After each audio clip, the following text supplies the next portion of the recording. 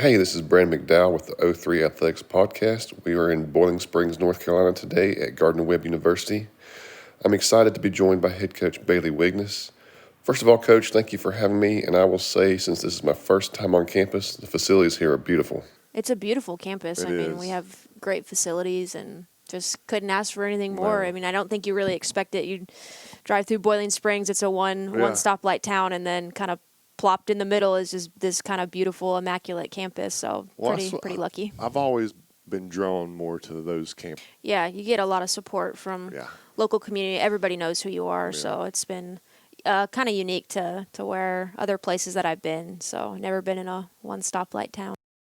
Tell us about your journey to Gardner Webb and start kind of at the college level. Okay, yeah. So I grew up in Arizona. Was fortunate enough to get recruited by Arizona State.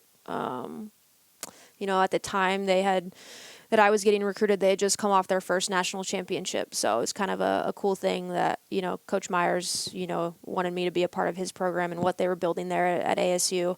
They were becoming a powerhouse program. So walking in there, it was a difficult journey. I think it was hard. It's hard to play at that level, and the level of competition is just so.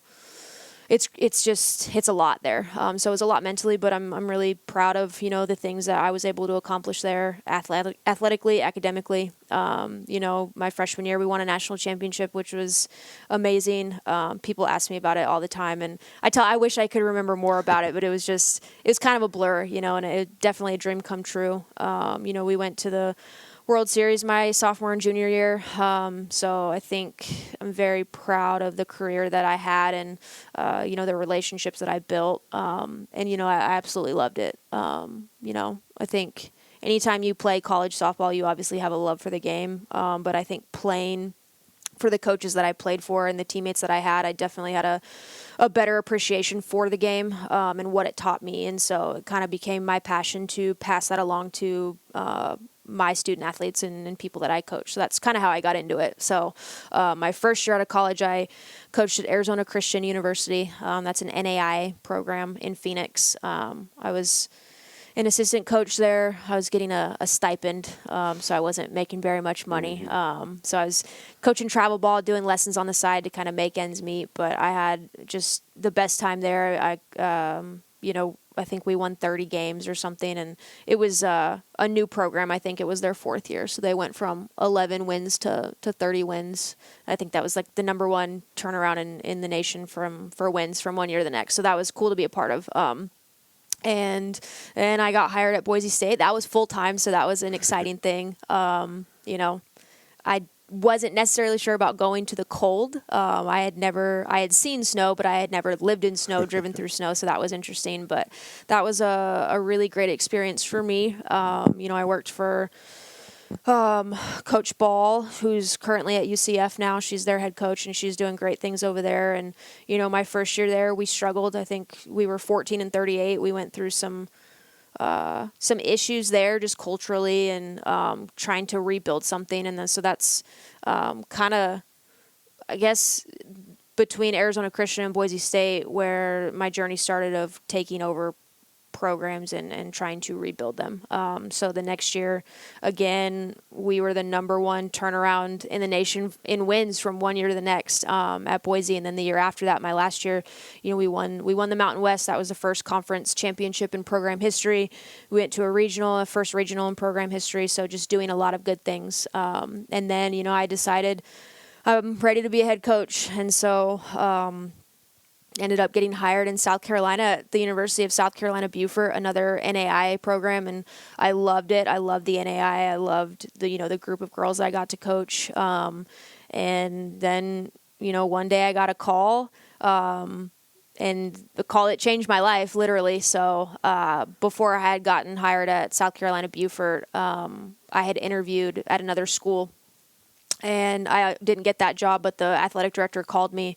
It was 3 years later, and said, "Hey, Gardner Webb's looking for a for a new softball coach, and I'm going to throw your name in. I know the athletic director really well, and thought this is really weird. Like, you didn't hire me there, but you're passing my name along. But anyways, it's still in the middle of my season, and I said, I'm going to take the call, but I'm not going to take it until after I finish with my season. And sure enough, the day we were done, the athletic director here, Chuck Birch, called me and said, hey, my friend told me about you. I'd like to get you on a call and an interview, and kind of the rest is history. So that's kind of been my journey here. The process happened relatively quick. I think from the time I took that call to me accepting the job, it was something like 2 weeks. So I was on campus within a week, and so a lot faster than any other process I've been a part of, which I appreciated for sure. But yeah, this was kind of a program that was in a rebuilding process, and I thought, listen, like, this is perfect for me. I've been a part of 2 programs that we've kind of had to turn around, and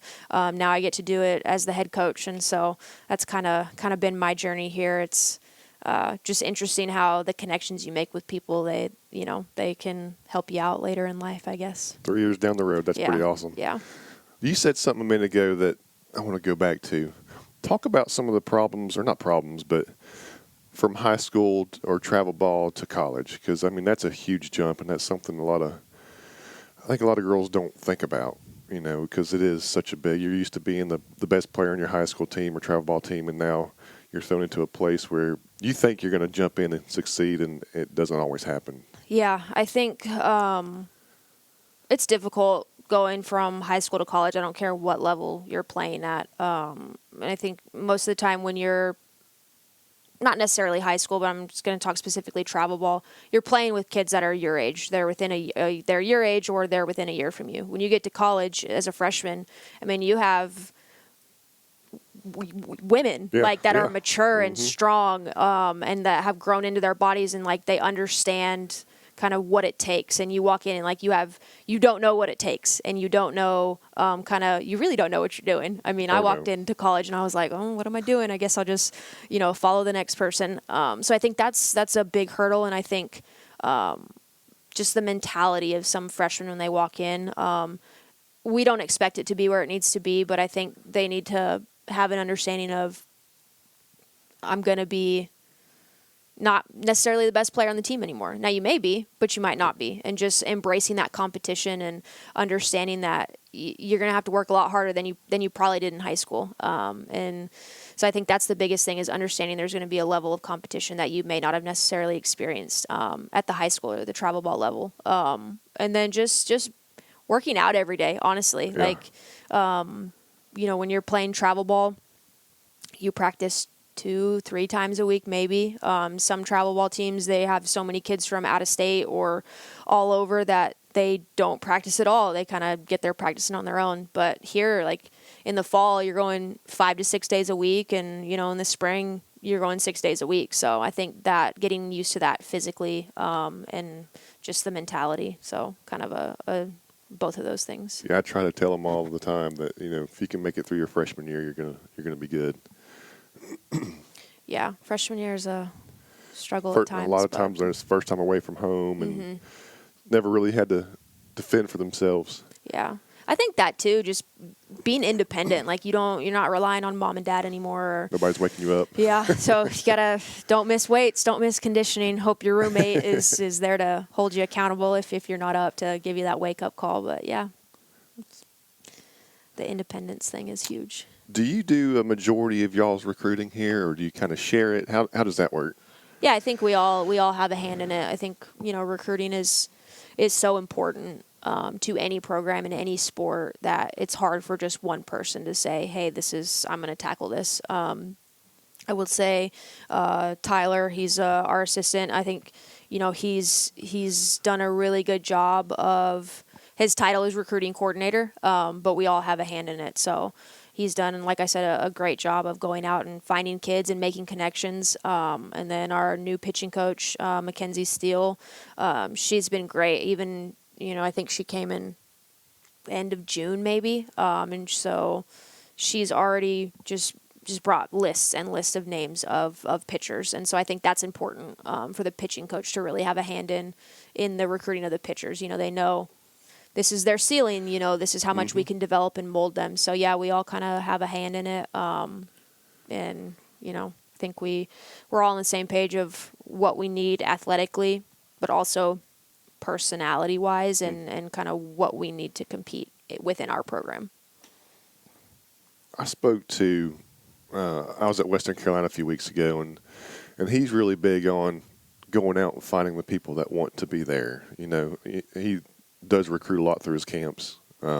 Is that something you found here as well?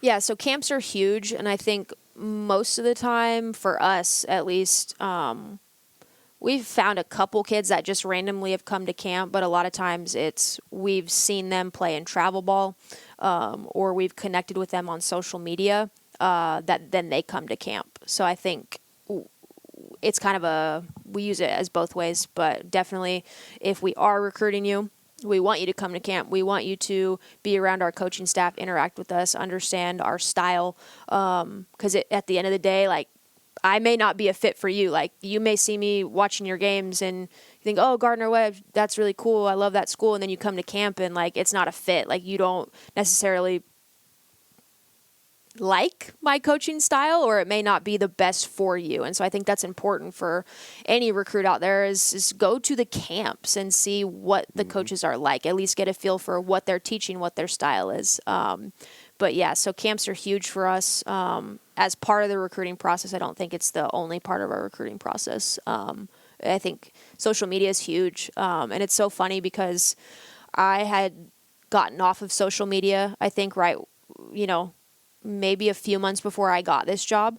And I remember being down in Florida recruiting in October, and I saw my old boss, Coach Ball, from UCF, and she was talking to me about, recruiting, how things were going. And I was talking to her, I was like, yeah, I feel like I should probably be back on Twitter. Like, she was like, you need to get on Twitter. Like, we use Twitter as a recruiting tool. And it's been so true. I mean, not necessarily like finding kids on Twitter, but like you see a kid, you follow them.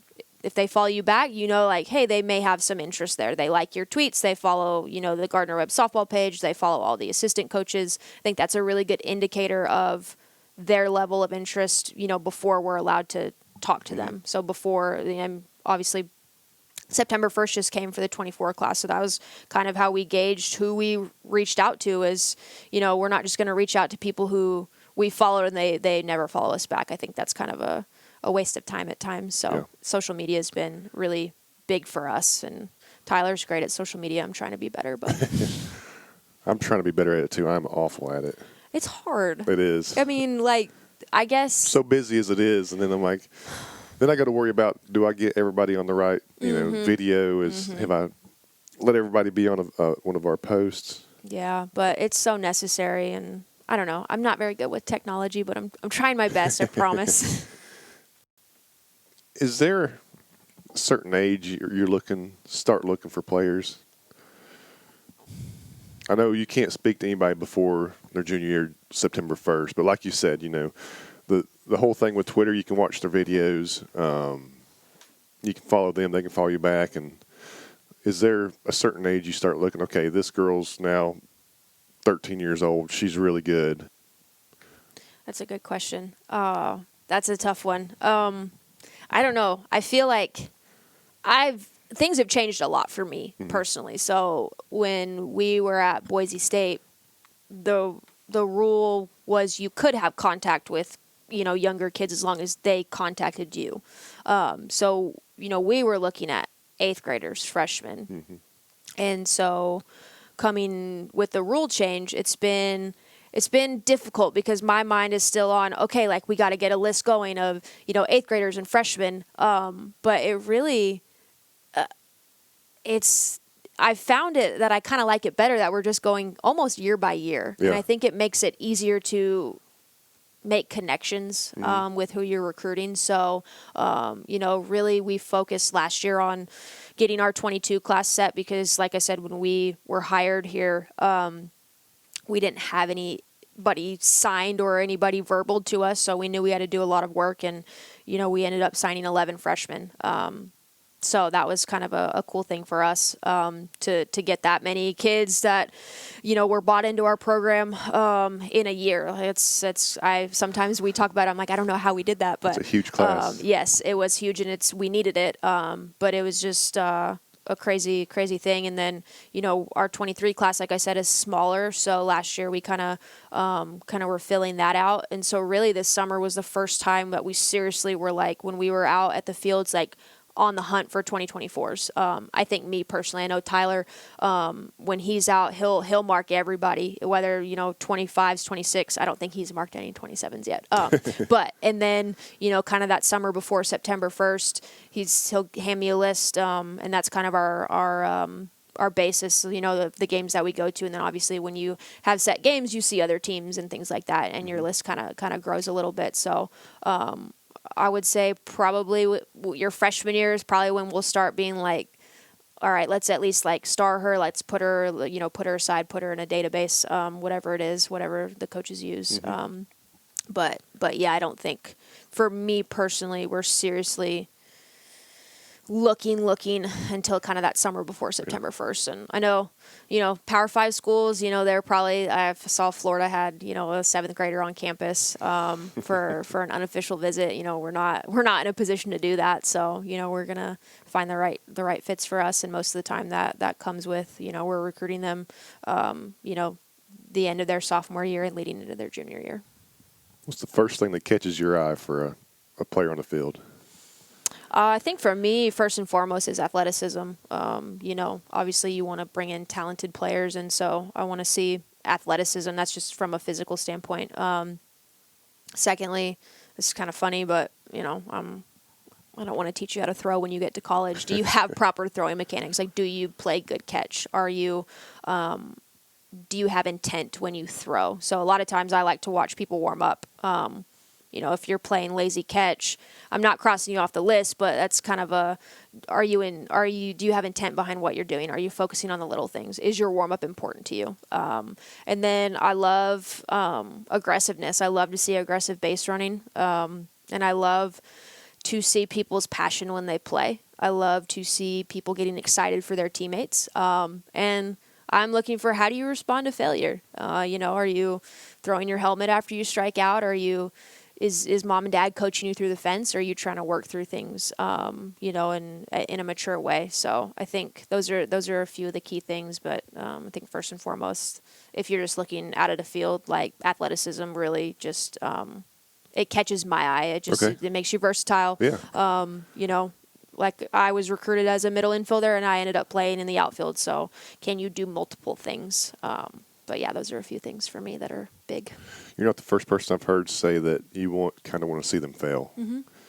Do you, and this is something I thought about last time, do you try to find the parents and see what kind of cheering or screaming they're doing? So I think it's a red flag when I do know who your parents are at sometimes. I kind of like the kids. I'm like, I don't know who are her parents. I can't tell which who they are. Because they're either, they're kind of out in the outfield, kind of chilling under the tent, or they're sitting there but they cheer for everybody. Mm-hmm. So I think that's kind of a big thing for me. Now I'm not gonna.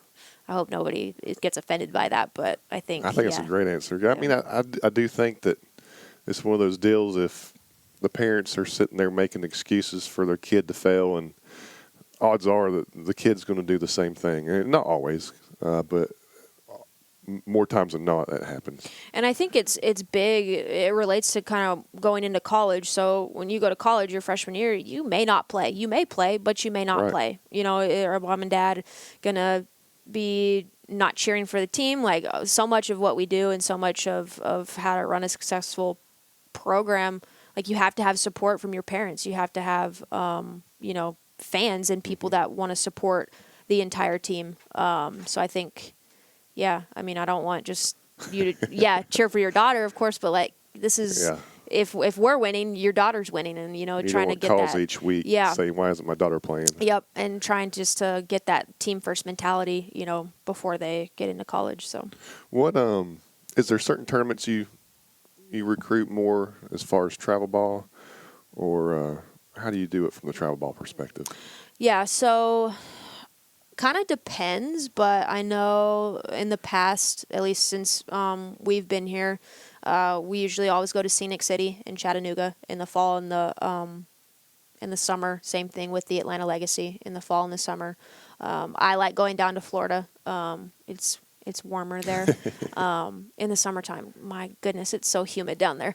But yeah, so there's a couple Florida tournaments, and then local tournaments, the Spartanburg ones, things like that. I think so. Those are the ones that we will hit up for sure. But I think the important thing is that if you come to camp and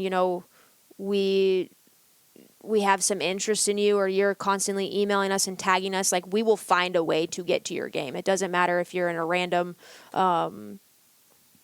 tournament in, I don't know, probably not Wisconsin. We're probably not going to go to Wisconsin. But down in our area, and I know that, Tyler's been just on a random Wednesday, he'll be in the summertime. He'll be like, hey, I think I need to go to this. It's just a couple hours away, and so is going to be here. And so, again, if you have an interest in Gardner Webb and there's interest on both ends, like, we will find a way to get to those tournaments, because I understand that not everybody can afford to go to Scenic City. Not every travel ball team can afford to go to Atlanta. Those things are expensive, and we understand that. It's not going to cross you off our list by any means. So I think just making sure that you're making contact with us and, trying to sell yourself. It's difficult just to show up to a field and find kids without having kids that you've already targeted. So.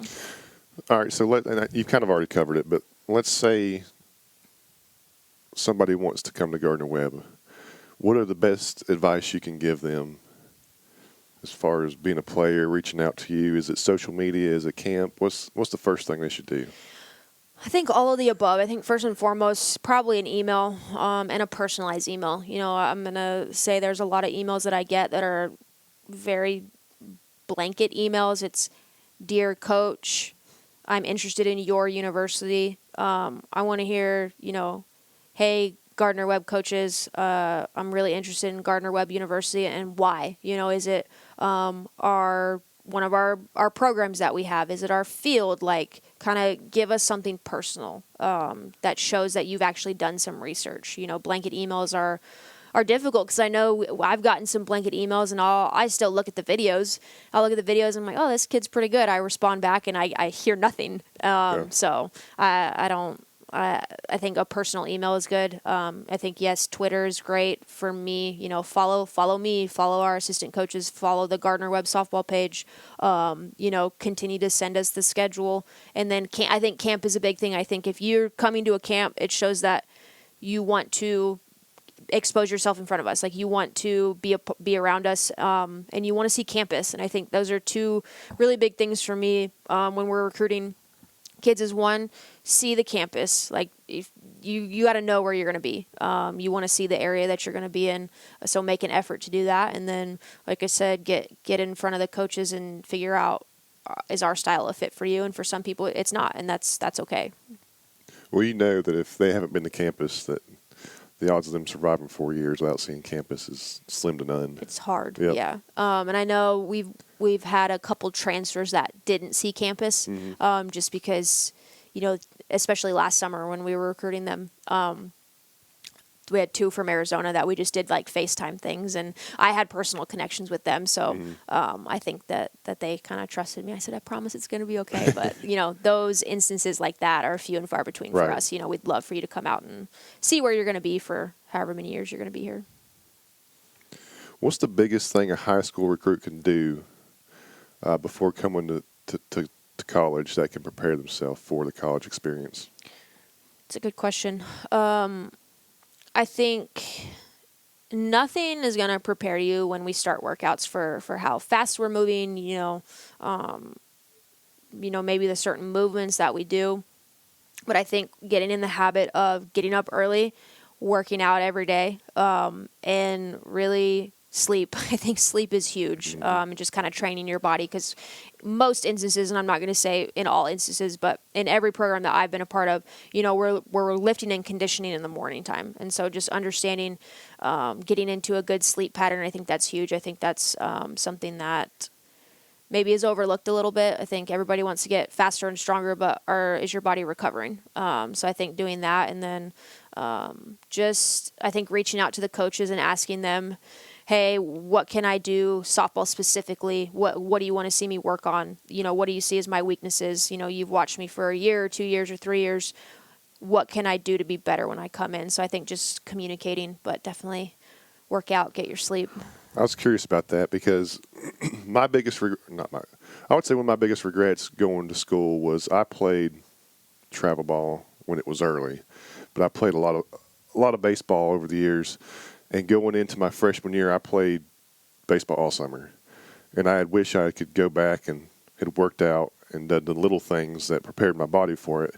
Most of the freshmen, at least that we had come in, they maybe, I don't want to say skip like they skipped out on their team, but at the big recruiting tournaments, they didn't go just because we don't need to go to Colorado. We don't need to spend thousands of dollars to play in a showcase. So I think I would encourage, at least if you're going to be an incoming freshman, play in tournaments, play in competitive tournaments, especially pitchers. For me, I want to see them throw all summer in competitive environments. So I think a lighter schedule is okay, but I think there's something to be said about being in competitive environments because that's what you're going to be in when you come into college. So nationals, I think, are great, so that's kind of where we stand on that. All right, talk a little bit about your practice, how it's structured. Is it something you plan months at a time, or is it a weekly plan? How do you do that?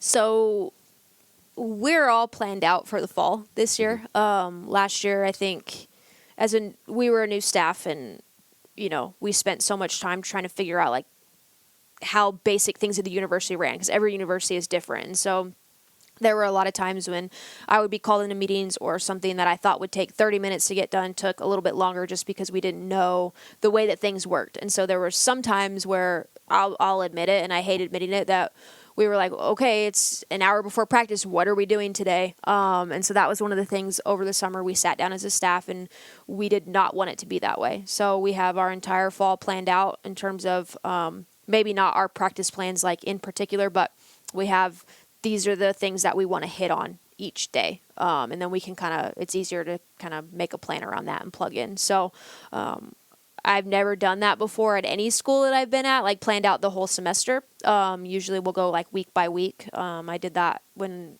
I was at South Carolina Buford, it was more week by week, but kind of like this, it's kind of, I have my plan, and if I want to change it that day, I can, but at least we have some sort of plan. But yeah, right now we're in our 8-hour weeks, so I don't know how familiar people on the podcast are with the NCAA rules and our hour limitations, but right now we get 8 hours with the girls. 5 of them are going towards weights and conditioning, and then 3 of them are softball specific, so we're in small groups right now. So they get 4 45-minute sessions, 2 offense, 2 defense. So that's kind of what we're doing now, and that's just kind of breaking things down, making sure we're good on our fundamentals, and then here in a couple weeks we'll start team practice, which will be exciting, and then we'll start playing fall games. So kind of list out what the typical softball player can expect in the day, because you played, I played in college, and just the study hall, like we talked about earlier, study hall, weights in the morning, and class, and study hall, and practice, and kind of list out what your girls do day to day. Yeah, so right now, Monday, Wednesday, and Friday we're lifting at 6 a.m. and then Tuesday and Thursday we'll condition at 6:45. So they get a little sleep in time. I think they like Tuesdays and Thursdays better. And then most of them have class in the morning, and then we'll start individuals in the afternoon. Some pitchers, if they need to throw in the morning, they'll come throw in the morning. And then really our freshmen, they have study hall with us. And it's 4 hours a week, so it's nothing too crazy. So it's a time commitment, but I don't think it's. We try to keep it as manageable for them as possible. So we're not asking them to stay here until 7 p.m. and get up at 5 a.m. the next day. We try to get them out at a reasonable hour and keep it manageable for them. But yeah, that's what a typical day would look like. Once we start team practice, kind of same thing. Monday, Wednesday, Friday, lift in the morning, classes, and then we'll go for about 2.5, 3 hours in the afternoon. So it'll be a little bit more strenuous on them, but I think they'll be excited to start, doing team stuff. But yeah, they got to get that study hall in, or if they don't, their hours double for the next week. Ugh. So that hasn't happened yet, but I remember trying to go run from practice to get something to eat, study hall, and it was 9 or 9:30 before we were done. It was just exhausting. And that's what we talked about with freshmen. I mean, they just don't expect the workload they're going to have outside of softball. yeah, and I think that's something that's come up a little bit, but we're doing a new thing this year where we track their sleep and their energy and their mood on a day-to-day basis. So when they come in here, they fill out a sheet. It says how many hours they've slept, if they've eaten breakfast and lunch, and what their energy level is, just so we can kind of tell. And, we have meetings with them every week. So I'll meet with 5 or 6 of the girls for about 20 minutes a week. And, same thing with the other coaches, and we'll kind of rotate it around. And one of the big things we talk about in those meetings is just making sure, are we sleeping enough? Are we managing our time? And some of the freshmen, they've struggled a little bit. I've noticed, somebody came in and they had 3 hours of sleep, and I'm like, whoa, what's going on? And, well, I had to finish an assignment. I was up late studying. Okay, well, what'd you learn? When did you know the assignment was due? A couple weeks ago. Okay, so, we can kind of, I guess, tackle those things head on and kind of get them before they slip through the cracks, and kind of teach them those good habits just by simply asking, hey, why'd you sleep 3 hours? Well, I had this. So trying to catch those things before they become, a bigger issue. So I think that's something really cool that we're doing. That is really cool. I've heard of, I don't think at the college level people doing that, but I've heard at the pro level, really tracking sleep, tracking mood. I think it gets a bad rap, but NBA players or major league players taking days off, they say, oh, well, the fans came and watched them play. Well, just for the longevity of their career, those days off mean a lot. And and that's something huge, too, for us is like, I think mental health is starting to be a bigger thing in athletics in general, but last year the softball community was hit pretty hard by a couple deaths from college softball players, and I don't want that to happen to anybody, but especially like the people in my program, we want to know that this is a safe place for them, and if something is going on, they can come to us, or we can get them the appropriate people to talk to. And so I think it's not we're trying to get in their business and be like, well, what's going on? Why didn't you sleep? But we're trying to make sure that we're taking care of them and that we're loving them and making sure that, the last thing we want is for something bad to happen to them. So I think it's kind of another way for us to help out, I guess. Absolutely, yeah. No, I think it's a really cool thing y'all are doing with that. How big of a role is weightlifting in your... It's huge. Huge. Do you have any say in what they do, or is it something the weightlifting coach has 100%?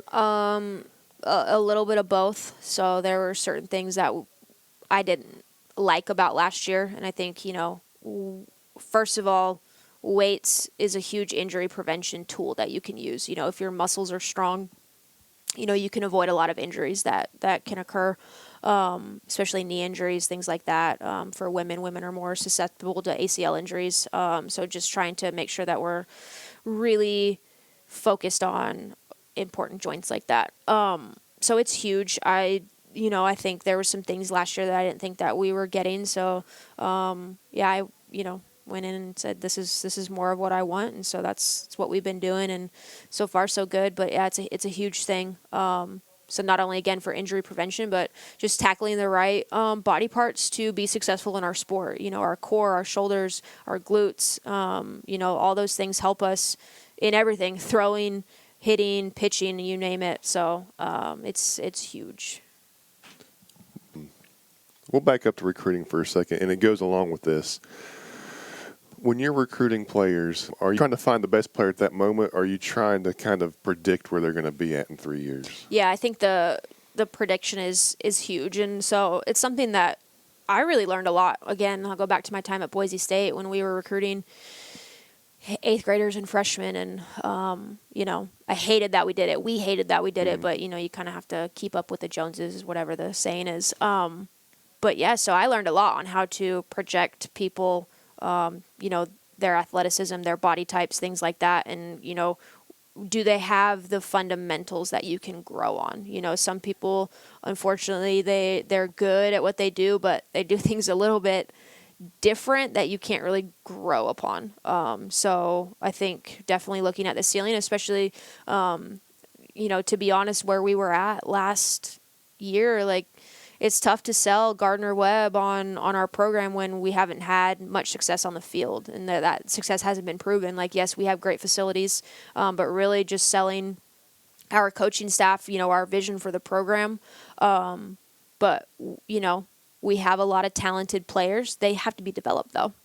So kind of just looking for those kids. And, we may get some of the best players, and that's great. But, I think anywhere you go, you have to, be able to develop. And I think that's something I learned. My assistant coach at Arizona State, he's at Texas State now as an assistant. And I remember when I started coaching, I would talk to him at tournaments, and I'd be like, yeah, well, we're not getting like X, Y, and Z. We're not getting these players, and we're not getting the best players. And he was like, hold on. And this is when he was at Auburn. He said, you don't need to get the best players. You need to get good players that you can turn into great ones. So I think that's always stuck with me is just trying to find the ones that can be developed. I agree with that. I think that there's a lot out there that have never had good coaching, and you give them a chance to go to college and lift weights and get good coaching. If they've got that dedication, by their sophomore, junior year, they'll be great players. Absolutely. So tell us, what is your pitch for players wanting to come to Gardner Webb? Yeah, so I think now we're in a rebuild mode, and I hate saying that, but it is what it is. We're in a rebuild mode, and so you can go to a program that's been established and kind of just be another, I think, is it cog in the wheel? Is that the saying? And just plug in and kind of go about your business, have a good career, and then leave. You come to Gardner Webb, you're going to have the opportunity to really leave your legacy and leave your mark and really be the group, the class, the person that helped to lay the foundation for years to come. And so I think that's the first thing. And I think, for me, my background, I have a national championship. I love it. I would never change that for the world, right? But my favorite moments in softball are watching my kids win conference championships after struggling so bad. I mean, my favorite day that I've experienced, one of my two favorite days was watching our kids at Boise State, lift the Mountain West championship over their head, that trophy, after going through a 14-38 season, and then before that a 12-42 season, something like that. And so they really left their legacy on that program. And now, they're getting automatic bids or at-large bids, to regionals, and so that program is it's where it's at today because of what that group did. And I think that's something that group of seniors, they'll hold on to that forever. So I think it's special to be able to build something like that. So that's a big part of it. And second part of it is you're going to be developed here. I think there's unfortunately a lot of coaches that are great recruiters and not necessarily great developers. And so, I want you to reach your full potential. I think the worst thing somebody could ever say to you is you had potential. And so my goal is that every student athlete that we coach, we get out of them every last drop of their potential. So they're going to be developed, they're going to be loved, they're going to be in a place where they're going to grow. And not only on the field, but it's really important to me that they grow as leaders, they grow as students, they grow as young women that can go out and do whatever they want in the world. And, if they want to be a stay-at-home mom, great. If they want to be a lawyer, great. If they want to be a CEO, great. We want to give them, the confidence and the power and the tools to help them get there. And so that's something that's huge for me. And hopefully if you talk to any players that have coached or that have played for me in any program, that they'll say that. So that's our pitch here at Gardner Webb. And, we are a fun group of coaches. I don't know if you follow us on Twitter, you'll see us flossing. That's a dance move. We're not very good at it, but no, we're a fun group of people that just, we love our kids, and, we want to see this program grow. From meeting you and seeing the facilities, I have no doubt that that's going to happen. I think you've got some good things going on here. Yeah, and we're excited about the year. I mean, we have 8 returners, and I think that was for some of them probably a hard choice. I mean, last year was hard.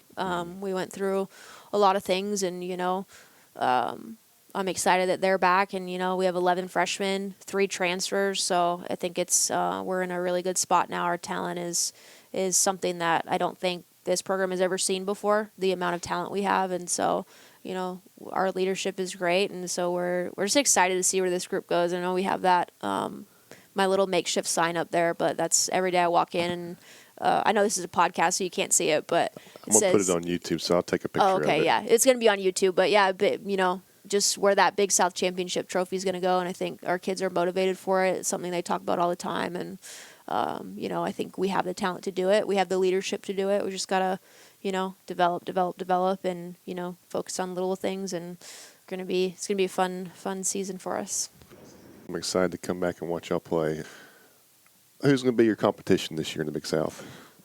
Honestly, everybody. I mean, there's only 8 softball schools in the Big South now. So, and there's really not much difference between top and bottom. Obviously Campbell, they've won it 2 years in a row, so I think, they're going to have the big target on their back. But, Upstate is always tough. Longwood is always tough. PC is, up and coming. Charleston Southern's up. I mean, I just go on and on. So I think every day, every game's going to be a dogfight. There's 6 teams made the conference tournament in the past. They're dropping it to 4 this year, so I think it's going to be interesting. And so every conference game is going to be important. So, Big South. Plug for the Big South. So it almost sounds like it's going to be the team that can hold it together the longest. I think so. Because that's another thing too that young players don't understand is a college season's rough. It's long. And usually by the time February rolls around, you're already exhausted. And that's just when you're getting going. Well, I tell our kids, especially our freshmen, like I say, you're going to feel 100% on your first day of college, and then after that, you're never going to feel 100% again. And yeah, I think that's true. At least the way that we schedule our games is, we're very tournament heavy and midweek heavy in February and early March, and then once we're in conference, it's just really our 3-game series every weekend. But that February and March, early March, is going to be a grind to get through. But and it's something we talk about all the time. We had a day in the weight room, I think last week, and they were a little lethargic, and so I pulled them afterwards and I said, look, like, our lift was good, but we were a little lethargic, and think about how that you got to think big picture here. You're not going to tell Campbell 45 games in, hey, we're really tired, it's been a long season, like, we can't do that. So take it easy on us, please. Yeah. I mean, so I try to relate it back to that. And so our big thing here in this program is how we do anything is how we're going to do everything. So if we're showing up lethargic to a weight session, I get it. It's 6 a.m. It's nobody likes getting up early. If you do, I'm not going to say anything bad about you on the podcast, but nobody likes to, but it's things that are necessary if you want to be great, if you want to be a champion. So just trying to always relate it back to that end goal. Coach, I really appreciate you taking the time out of your busy schedule to meet with us, give us insight about yourself and the program. I know we have some players that are interested in the program and will be coming to camps this fall. I also look forward to getting back down here and watching the team play this season. Yeah, that'd be great, and I appreciate you having me. It's a cool thing what you guys are doing, so keep doing it, keep growing the sport. It's awesome, but we look forward to having you out to a game in the spring, and we'll have to get you some red and black. Yeah. Sounds good. We actually play Western. Do you? Yes, we do. So that might be a good game for you Here? to come down to. Yeah. Okay, good. Yeah. But you'll be wearing a Bulldog shirt. Sorry. I will. Sorry, Jim. If I'm here, I'll wear a red and black. All right. I'm okay you can with wear that. like a purple hat, I guess. Like, let's. He's cool. Well, Coach, thanks for having me. Of course. All right. Thank you. Yep.